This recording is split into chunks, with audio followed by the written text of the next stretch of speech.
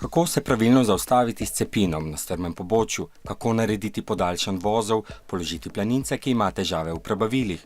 To mora znati vsak planinec, še posebej pa tekmovalci planinskega kviza, na katerega so se mladi planinci dolgo pripravljali. Pripravljali smo se 2 meseca, enkrat na teden po 2 uri, drugače pa smo se še doma učili.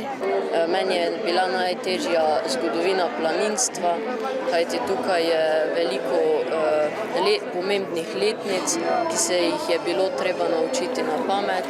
V ekipi imamo vloge razdeljene, vsak ima svoj del, vendar pri odgovorih bomo enotni. Na finalnem kvizu se med seboj pomeri 10 ekip iz vse Slovenije. Vsaka ekipa pa lahko vloži tudi planinkota, ki točko za pravilni odgovor podvoji.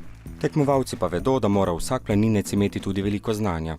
Mora znati pravilno hoditi v gore, mora znati ukrepati po poškodbi, pravilno se obnašati v gorah, poskrbeti za varnost. Število tekmovalcev iz leta v leto raste, vsako leto se prijavi povprečno 6 ekip več. V finalnem kvizu morajo tekmovalci odgovoriti na 10 vprašanj. Dobili smo zlate zmagovalce, planinske muhe iz Idrije, drugim pa srebro in bron ter praktične nagrade.